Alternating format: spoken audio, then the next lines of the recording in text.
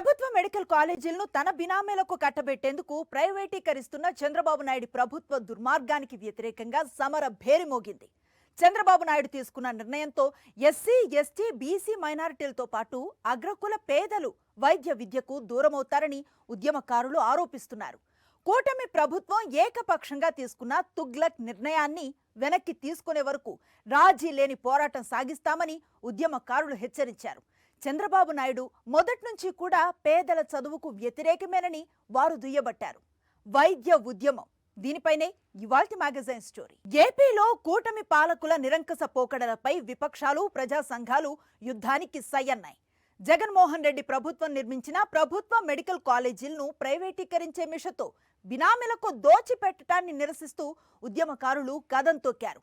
చట్టసభలో మెజారిటీ ఉంది కదా, ఎంత నిరంకుశంగా వ్యవహరించినా ఎవ్వరూ ఏమీ చేయలేరులే అని చంద్రబాబు నాయుడు అనుకుంటే అంతకన్నా మూర్ఖత్వం మరోటి ఉండదంటున్నారు దళిత సంఘాల నేతలు. మెడికల్ కాలేజీల ప్రైవేటీకరణ అంటే పేదలకు వైద్య విద్యను అందకుండా చేయటంతో పాటు నిరుపేదలకు మెరుగైన వైద్య సదుపాయం లేకుండా చేయటమే అవుతుందని ఉద్యమకారులు ఆరోపిస్తున్నారు. చంద్రబాబు నాయుడు ఎప్పుడు ముఖ్యమంత్రిగా ఉన్నా ప్రభుత్వ రంగ సంస్థలకు మూడిందన్న మాటే. గతంలో ఆయన ముఖ్యమంత్రిగా వ్యవహరించినప్పుడు ఒకేసారి 56 ప్రభుత్వ రంగ సంస్థలను ప్రైవేటు వ్యాపారులకు పప్పు బెల్లాల్లా పంచిపెట్టి క్విడ్ ప్రోకో కింద ముడుపులు స్వీకరించారని ఆరోపణలు వచ్చాయి. గతంలో ఆయన ముఖ్యమంత్రిగా ఉన్నప్పుడే మనసులో మాట పేరుతో ఓ పుస్తకం రాశారు. అందులో తన అభిప్రాయాలను దాచుకోకుండా చెప్పారు. చదువు అనేది ప్రభుత్వానికి సంబంధం లేదన్నారు అందులో. అంతేకాదు, ఆస్పత్రుల్లో యూజర్ ఛార్జీలు ముక్కుపిండి వసూలు చేసే సంస్కరణ తెచ్చింది కూడా చంద్రబాబే. ప్రతిపక్షంలో ఉంటే పేదల తరపున వకాల్తా పుచ్చుకున్నట్లు నటిస్తారు. అధికారంలోకి వస్తే మాస్క్ తీసేసి నిజమైన చంద్రబాబు అయిపోతారు. టీడీపీ ప్రతిపక్షంలో ఉన్నప్పుడు కాంగ్రెస్ ముఖ్యమంత్రి నేదురుమల్లి జనార్దన్ రెడ్డి హయాంలో ప్రైవేట్ మెడికల్ డెంటల్ కాలేజీలకు అనుమతులు ఇస్తే వైద్య విద్యను ప్రైవేటు పరం చేస్తారా, పేదలకు విద్య అందకుండా చేస్తారా అంటూ ఆందోళనలు చేయించారు చంద్రబాబు. ఆ తరువాత ఆయన మొదటిసారి ముఖ్యమంత్రి కాగానే ఒకేసారి లెక్కకు మించి ప్రైవేట్ మెడికల్ కాలేజీలకు అనుమతులు ఇచ్చారు. అవన్నీ కూడా తన బినామీలకు, తమ పార్టీ నేతల అనుచరులకు కట్టబెట్టారు. ఇప్పుడు టీడీపీ మంత్రులు ఈ కాలేజీలనే ప్రస్తావిస్తూ చంద్రబాబు నాయుడు ఎన్ని మెడికల్ కాలేజీలు తెచ్చారో తెలుసా అని అడుగుతున్నారు. చంద్రబాబు నాయుడు తెచ్చిన మెడికల్ కాలేజీల్లో ఒక్కటంటే ఒక్కటి ప్రభుత్వ మెడికల్ కాలేజీ లేదు. 2014లో మూడోసారి ముఖ్యమంత్రి అయిన తర్వాత కూడా చంద్రబాబు మెడికల్ కాలేజీల గురించి ఆలోచన కూడా చేయలేదు. ఆయన తరువాత ముఖ్యమంత్రి అయిన జగన్మోహన్ రెడ్డి ప్రతి జిల్లాకి ఒక ప్రభుత్వ మెడికల్ కాలేజీ ఉండాలన్న మంచి సంకల్పంతో, గొప్ప విజన్తో ఒకేసారి 17 నూతన ప్రభుత్వ మెడికల్ కాలేజీలకు శ్రీకారం చుట్టారు. అందులో 5 కాలేజీలను 2023లోనే ప్రారంభించేశారు. ఆ కాలేజీల్లో మెడికోలు ఇప్పుడు 3వ ఏడాది తరగతులకు హాజరవుతున్నారు. మరో 5 మెడికల్ కాలేజీల నిర్మాణం 90% మేరకు పూర్తి చేసి 2024లో తరగతులు ప్రారంభించడానికి వీలుగా సిద్ధం చేశారు. అయితే ఆలోపే ఎన్నికలు రావడం, కూటమి అధికారంలోకి రావడం జరిగింది. చంద్రబాబు నాయుడు ముఖ్యమంత్రి కాగానే పాడేరు, పులివెందుల మెడికల్ కాలేజీలకు జాతీయ మెడికల్ కౌన్సిల్ గతంలో మంజూరు చేసిన 50 మెడికల్ సీట్లు మాకు వద్దంటూ చంద్రబాబు లేఖలు రాశారు. అంతేకాదు, ముఖ్యమంత్రి అయిన కొత్తలోనే వివిధ దశల్లో నిర్మాణాల్లో ఉన్న ప్రభుత్వ మెడికల్ కాలేజీల్లో పనులు తక్షణమే ఆపేయాల్సిందిగా ఆయన ఏకంగా ఆదేశాలు జారీ చేశారు. ఇప్పుడు ఆ ప్రభుత్వ మెడికల్ కాలేజీలను తమ బినామీలకు కట్టబెట్టేందుకు రెడీ అయ్యారు.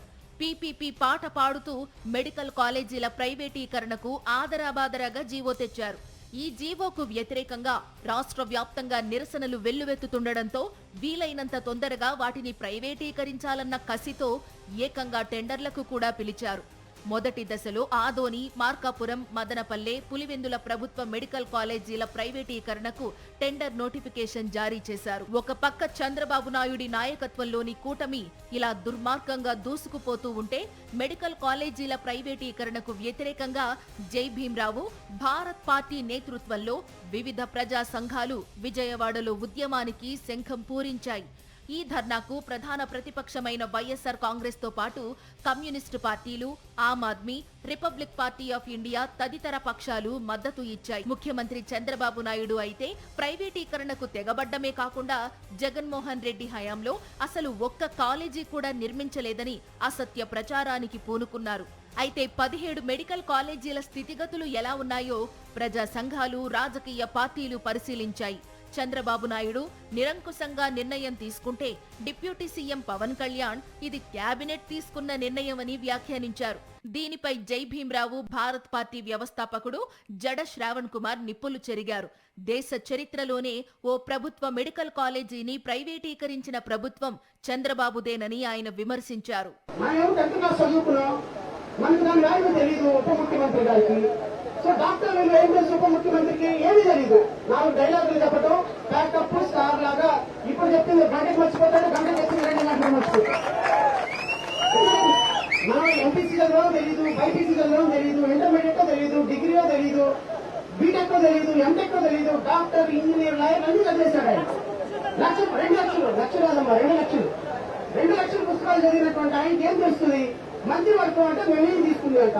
భవిష్యత్తులో చంద్రబాబు నాయుడు వంటి దుర్మార్గ పాలకులు వస్తారని, పేదలను విద్యకు దూరం చేస్తారన్న ముందు చూపుతోనే రాజ్యాంగ నిర్మాత అంబేద్కర్ విద్యను ప్రాథమిక హక్కుగా అప్పుడే రాజ్యాంగంలో చేర్చారని దళిత నేతలు అంటున్నారు. పీపీపీ వంటి దిక్కుమాలిన ఆలోచనలు కూడా చంద్రబాబుకు తప్ప ఇంకెవరికీ రావని ఆయన విరుచుకు పడుతున్నారు. మీరు మునిగిపోయే అమరావతి కోసం 100,000 కోట్లు ఖర్చు పెడతాను నేను కొనడానికి. 6,000 కోట్లు మీ దగ్గర లేవా? లక్షలాది రూపాయలు అప్పులు చేస్తూ అవి ఏం చేస్తున్నాయి ఎవరికి తెలియదు. అటువంటి వాటికి ఖర్చు పెట్టండి. మీరు పేద బడుగు కలిగిన వర్గాలంటే ఆరోగ్యం కోసం ఖర్చు పెట్టడానికి 6,000 కోట్లు లేవా అని నేను కాదు, ఈ రాష్ట్రంలో ప్రతి పేదవాడు అడుగుతున్నాడు. ఇది పేదవాడు వాక్కు. ఈ రోజున మనం గానీ ఆ పీపీపీ భలే కనిపెడుతూ ఉంటాడండి. ఈయన ఎవరికి రాదు ఆలోచనలు. మంచివాడికి మంచి ఆలోచనలు వస్తే, దొంగలకి దొంగ ఆలోచనలు వస్తాయి. ఈయన ఎవరో ఆలోచించిన విధంగా ఆలోచన చేస్తూ ఉంటారు. 33,000 కోట్లతో రాజధాని అంటారు, ఇంకో 40 అంటే 74 కోట్లు, 74,000 ఎకరాలు. ఎవరికి రావిటువంటి ఆలోచనలు? ప్రజా సంక్షేమం కోసం కోరేవాళ్ళు ప్రజలలోనే ఉండాలి. విద్య, వైద్యం రెండూ కూడా ప్రభుత్వ అజమాయిషీలోనే ఉండాలంటున్నారు మేధావులు. ప్రతిదీ ప్రైవేటీకరించేస్తానంటోన్న చంద్రబాబు నాయుడు ప్రభుత్వాన్ని కూడా అవుట్సోర్సింగ్ కు ఇచ్చేస్తే సరిపోతుందంటున్నారు వారు. చంద్రబాబు తన తెలివి తక్కువ నిర్ణయాన్ని వెనక్కి తీసుకునేంత వరకు పోరాటం ఆగదంటున్నారు ఉద్యమకారులు.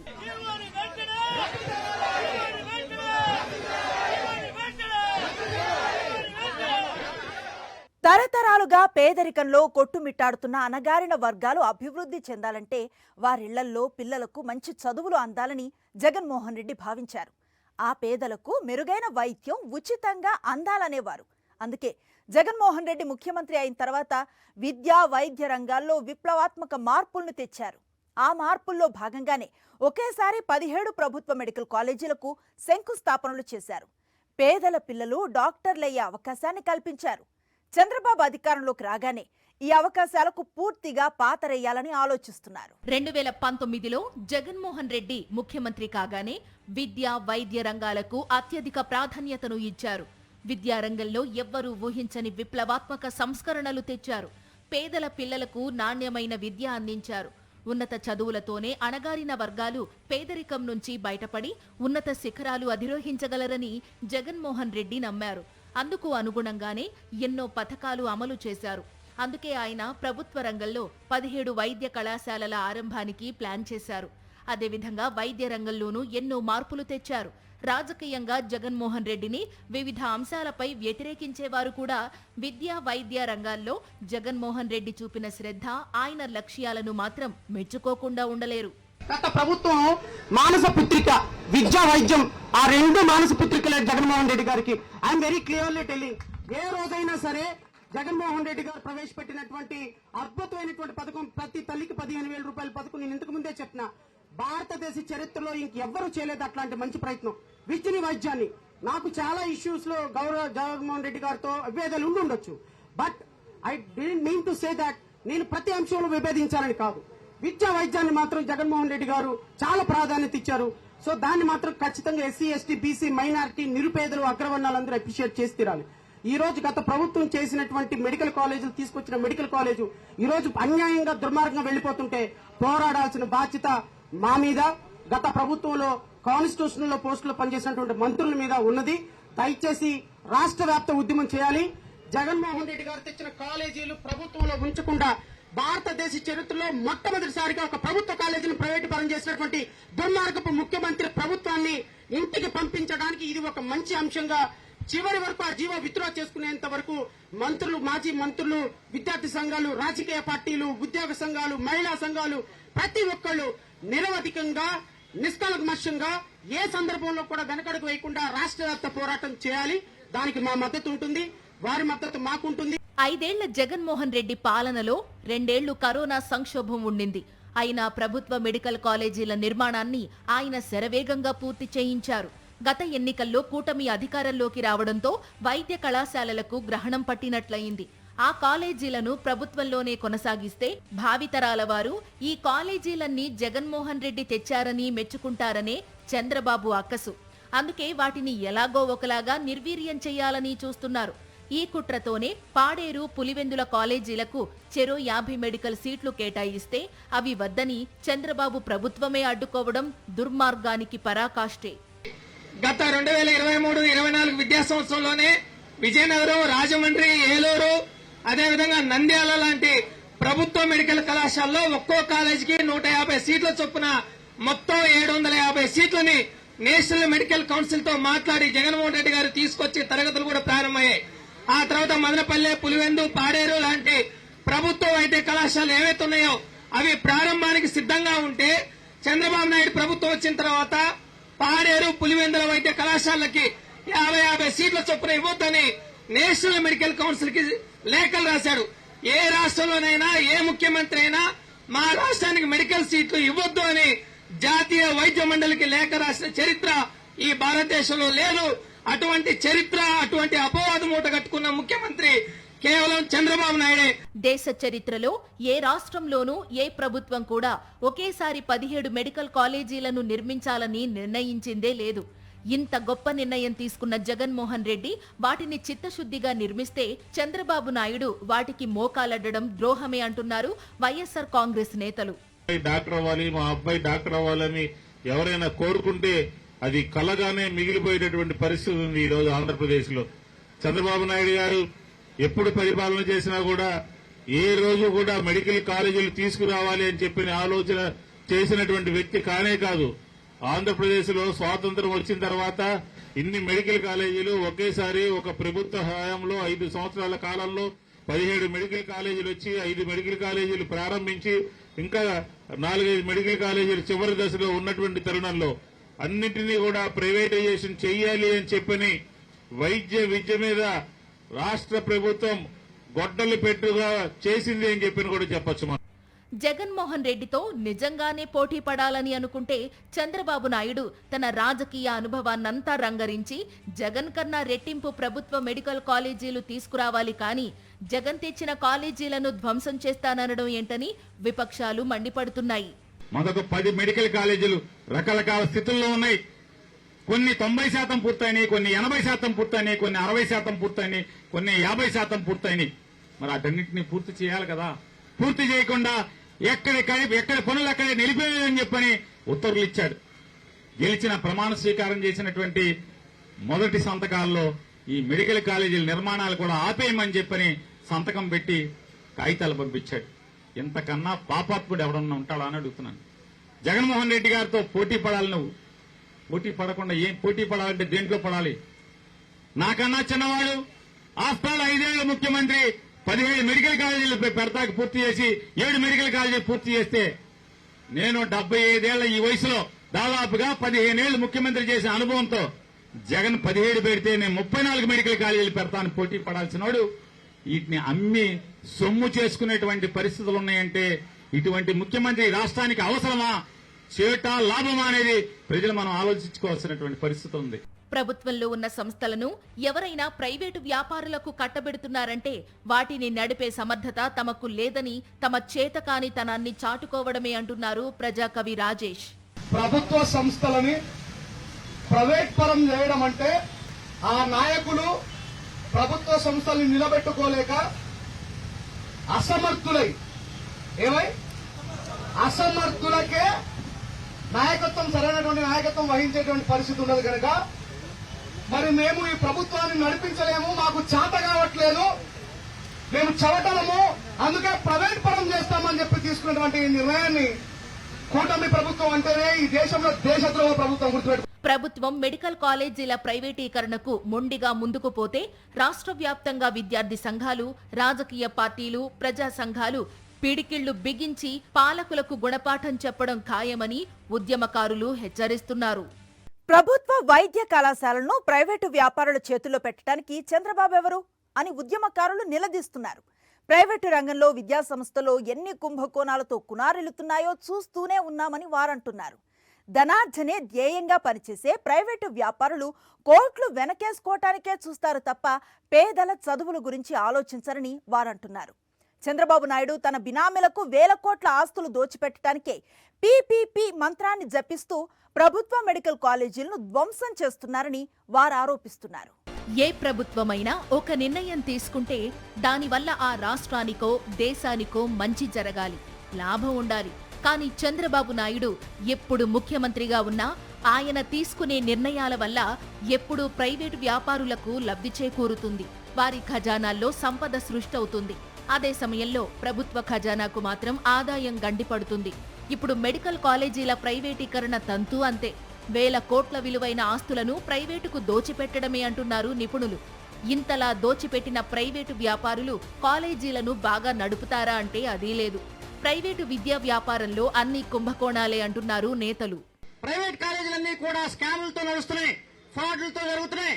నిన్నగాక మొన్న ఎన్ఫోర్స్మెంట్ డైరెక్టరేట్ గానీ, మినిస్ట్రీ ఆఫ్ ఎక్స్టర్నల్ అఫైర్స్ గానీ ఒక రైడ్ చేస్తే అందులో 18,000 సీట్లు మరి ఎన్ఆర్ఐ కోటా కింద బోగస్ గా అడ్మిషన్ చేయడం జరిగింది.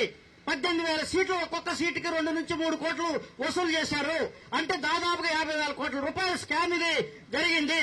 ఈ స్కామ్ వల్ల ఏంటంటే ఎన్ఆర్ఐ కాని వాళ్ళు కూడా ఎన్ఆర్ఐ అని పేరు చెప్పి దొంగ సర్టిఫికేట్లు తీసుకుని, అలాగే వాళ్ళకి ఎన్ఆర్ఐలకు కొంత డబ్బు మొత్తం చెప్పి ఏజెంట్లను పెట్టుకుని వాళ్ళకు సంబంధించిన బంధువుల్లాగా సీట్లు సంపాదించుకుని ఈ యొక్క మోసాన్ని ప్రభుత్వాన్ని చేశారు. కాబట్టి అది నిన్న ఎన్ఫోర్స్మెంట్ డైరెక్టరేట్ పట్టుకుంది. అదే 2024 లో మరి నీట్ ఎగ్జామ్ పేపర్ లీక్ అనేటువంటిది ప్రైవేట్ కాలేజీల ద్వారా జరిగింది. దానివల్ల కూడా 10,000 కోట్ల రూపాయల స్కామ్ జరిగింది. కాబట్టి ప్రతి సీటుకి పేపర్ లీక్ చేసినందుకు 50 లక్షల కోట్ల రూపాయలు మరి వసూలు చేసుకుని మెడికల్ సీట్లు ఇవ్వటం అనేటువంటి చేయడం జరిగింది. ఆ స్కామ్ లో మొత్తం 500 మంది టాప్ ర్యాంకర్స్ గా వచ్చారు. టాప్ ర్యాంకర్స్ గా అంతమంది ఎలా వస్తారని అనుమానం వచ్చినప్పుడు సిబిఐ ఎంక్వైరీ చేస్తే ఈ స్కామ్ అంతా బయటపడింది. కాబట్టి ప్రైవేట్ కళాశాలలు మెడికల్ విద్యను ఇవ్వటంలో పూర్తిగా విఫలమైనవి. ప్రభుత్వ రంగంలోనే ప్రైవేట్ మెడికల్ కాలేజీలు ఉన్నారు కానీ ప్రైవేట్ రంగంలో ఉండకూడదనేది మార్పిఐ యొక్క డిమాండ్. అసలింతకీ చంద్రబాబు నాయుడు ఎందుకని అంత మొండిగా మెడికల్ కాలేజీలను ప్రైవేటీకరించాలని చూస్తున్నారు? ఆయనేమంటున్నారంటే ప్రభుత్వంలో మెడికల్ కాలేజీలు నడపడానికి డబ్బులు లేవంటున్నారు.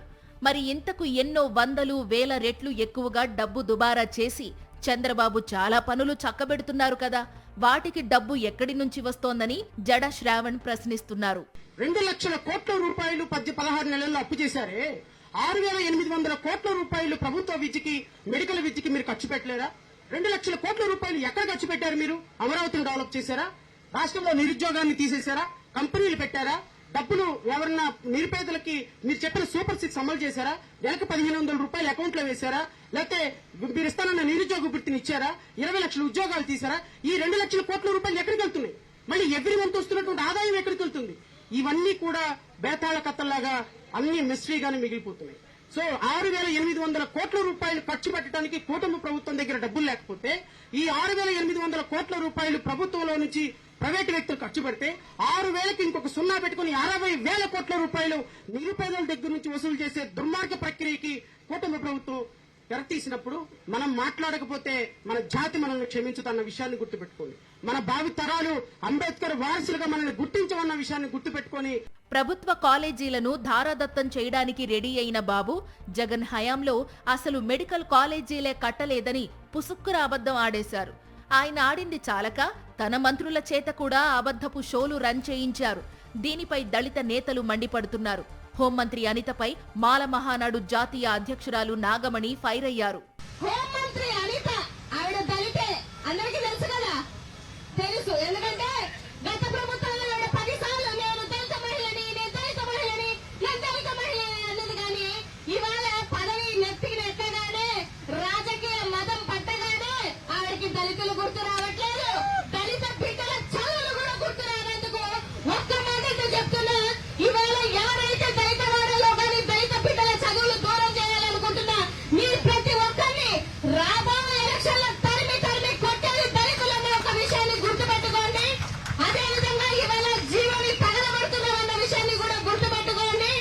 గత ప్రభుత్వం చక్కగా మెడికల్ కాలేజీలు నిర్మిస్తే వాటిని యథాతథంగా కొనసాగించాల్సింది పోయి తెగనమ్మయ్యడానికి జీవో జారీ చేసిన చంద్రబాబు నాయుడిపై సిపిఎం నేతలు మండిపడ్డారు.